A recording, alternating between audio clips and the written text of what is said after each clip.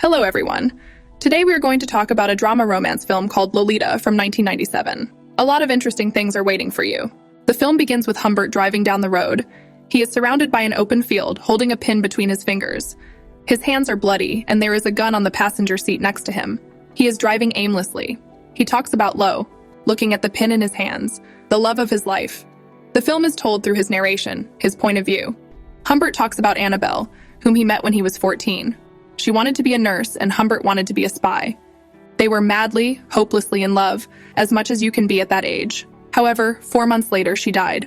The boy's childhood died with her. He continued to search for her, even after he grew up. In 1947, in New England, Humbert got a teaching position at Beardsley College in the United States. He moves to live in the home of a friend of his late uncle, the McHughes family. But upon arrival, he discovers that the house has burned down. Charlotte Hayes, a friend of the McHughes and a widower, kindly agrees to take him in instead. He gets to know Charlotte. She praises him for his scientific knowledge and subtly flirts with him, saying that she appreciates his French tongue. She gives him a short tour of the house. In the middle of the tour, Humbert mentions that he looked at his schedule and might have to go back to New York. Charlotte remarks that Humbert must not be happy with their surroundings, and Humbert tries to make an excuse by citing a conference he has to attend. Instead, she insists that he must see the square. And that's where they find Lolita. She is flipping through a magazine and is soaking wet. Her clothes hide almost nothing. Underwear is visible underneath. Humbert can't take his eyes off her. Lo looks up and smiles at him, showing her braces. He mutters that she is beautiful and asks Charlotte how much the room cost. Lo comes into his room and says that she is bored. Humbert encourages her. When she comes closer to him, she sits on his lap and asks him if he sees a pimple on her. He tells her that he thinks she is perfect, and she smiles, asking if he is interested in seeing how her chin sways. He agrees, and she shows him. Charlotte calls out to him, and Lo instantly jumps up and runs away. Charlotte catches Lo as she runs to her room, and Humbert tries to get rid of the gum that Lo left on his notebook. He manages to tear the gum off the paper and puts it in his mouth. Charlotte asks him if Lo is disturbing him, but he denies it. Charlotte decides to send Lo to the camp. On the day she leaves, Humbert hurriedly looks out the window as they get into the car. Lo sees him looking out the window and runs out of the car and back up the stairs into Humbert's arms. She hugs him and kisses him goodbye. The girl smiles and runs back to the car. Later, Charlotte confesses that she loves Humbert and asks him to leave before she returns. If he doesn't, it will only mean that he wants to be with her as much as she wants to be with him. Not wanting to be away from Lo, Humbert stays and marries Charlotte, despite the fact that he does not like Charlotte. One day, when he returns home, he finds Charlotte crying at the table. She found a way to get into his secret drawer and read his diary, in which he did not hide his honest opinion of her, and how much he liked Lo. She calls him a criminal monster. The woman says she is leaving and swears that he will never see Lo again. He tells her that they both need a drink and goes to pour them a drink. Humbert receives a phone call informing him that Charlotte has died. Humbert realizes that Charlotte is no longer at her desk. The front door is open wide. He goes out and finds her lifeless body in the middle of the street. In a hurry, she threw herself under the wheels of a car. She was on her way to send out letters to everyone warning them about Humbert's evil deeds against the children. The first thing he does is pick up Lo from the camp. In the car, Lo asks about Charlotte, and Humbert tells her that she is in the hospital with a stomach problem. He tells her that he missed her, and Lo replies that she did not. She tells him that she thinks he doesn't care about her because he hasn't kissed her yet. They parked on the side of the road, and Lo immediately climbed into his lap so they could kiss. At the hotel where they are staying, Humbert talks to the receptionist, and Lo crawls up to the dog and plays with him for a moment before the mysterious owner remarks that his dog doesn't like many people, but surprisingly likes Lo. She asks him what kind of people the dog likes, and he replies that it likes nice people like Lo. While Lo is getting ready for bed, Humbert goes outside. He runs into the man Lo was talking to earlier. He tells him that Lo is her daughter, but the other man knows he is lying. He asks about Lo's mother, and Humbert tells him that she is dead. The man invites them both to lunch tomorrow, but Humbert declines and says they will be leaving soon. Humbert leaves and feels that this meeting was strange. The next morning, Lo woke him up and told him about all the secrets she had been making in the camp. He asks her if she really did it with Charlie at camp. She playfully tells him that she guesses she needs to show him, and starts to unbutton his pajama pants. Back on the road, Lo asks him if he could take her to a gas station because she is in pain. He looks at her in a panic. When they arrive, Lo turns and asks Humbert for some change to call Charlotte at the hospital. He tells her that she can't answer, and the girl asks him why she can't get in touch with her mother.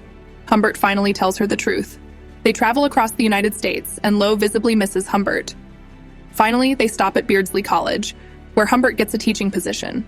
He talks about being in heaven. despite the fuss she makes. When they arrive at Beardsley College, he also gets Lo into the very liberal Beardsley Preparatory School. One afternoon, Lo tells Humbert that she would like to take part in the school play. Humbert already knows about this. He refuses. She tries to seduce him to get her way, telling him that she has the right to be in the play if she wants to. She declares that she wants a lot of things too, just as he wants a lot from her. She demands that he increase her salary and also allow her to act in the play. Humbert sees Claire Quilty when he comes to Lo's rehearsal for the play. This is the man they met in the hotel when they first started traveling. He is a playwright and is in charge of the current play. The relationship between them grows increasingly cold as Humbert begins to buy her favor. He thinks she is saving every penny to get away from him. The man finds out that Lo has missed her last 2 piano lessons. He asks her what she was doing, and she explains that she was rehearsing a play with Mona. He calls Mona, and the girl admits that they rehearsed in the park. Humbert doesn't believe her, and they start to fight.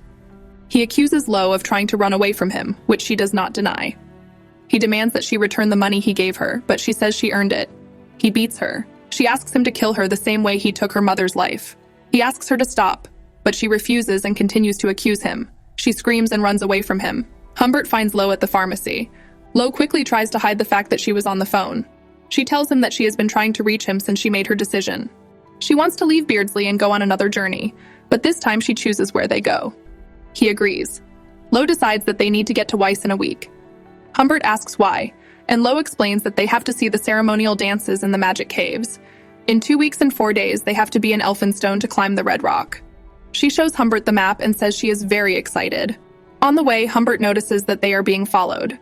He asks her to write down the license plate number and realizes that a detective is following them. Humbert becomes paranoid, unable to keep his eyes on the road. One day, he keeps looking over his shoulder, and as a result, they get a flat tire. When he goes to fix the tire, a car that was following them stops a few feet away. He decides to argue with the driver, but realizes too late that Lo has taken control of the car and is driving away. He catches up to her because she wasn't going fast enough and orders her to hit the handbrake. She tells him that he should be grateful to her because she stopped the car. Back on the road, Humbert asks Lo to give him the notebook on which she wrote down the license plate number. He discovers that she has forged what she wrote. He says her name and slaps her hard as she faces him. She gets out of the car and runs away in frustration. Humbert catches up with her and apologizes. They drive to Crawford's cottages on Lake Point and stay there for the night. He goes out to the barber shop and hears on the radio that Quilty can't be in the studio because he's in Vance.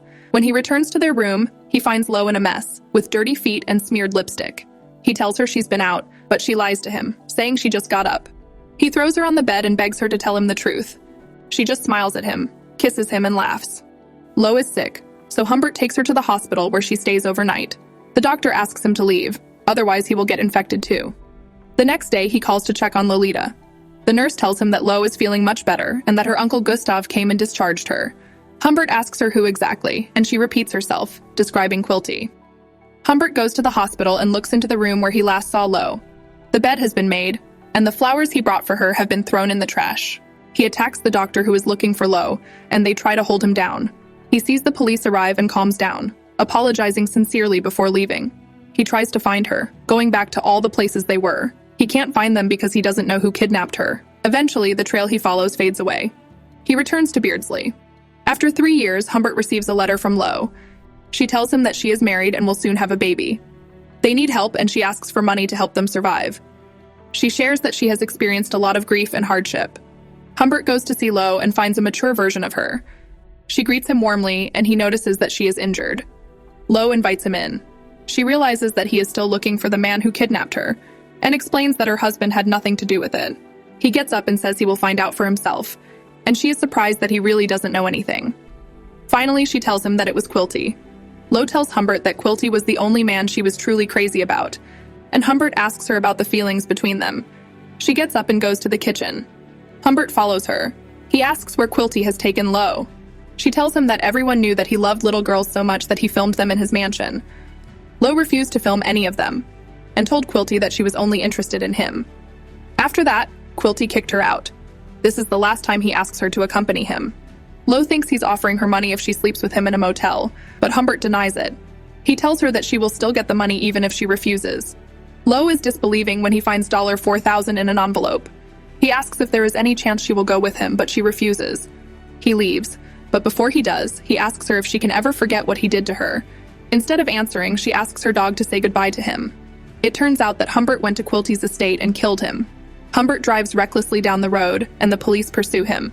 The movie ends with the police catching Humbert and sending him to prison.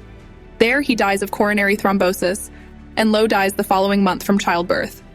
It is important to note that most of the movie is told from Humbert's point of view, who had a distorted view of Lo's feelings for him. Lo was actually manipulated and used by him throughout their relationship. The movie itself is very mild compared to what really happened. Thank you for watching. Subscribe to the channel and follow the news. OLEJA Recapped was with you. See you soon.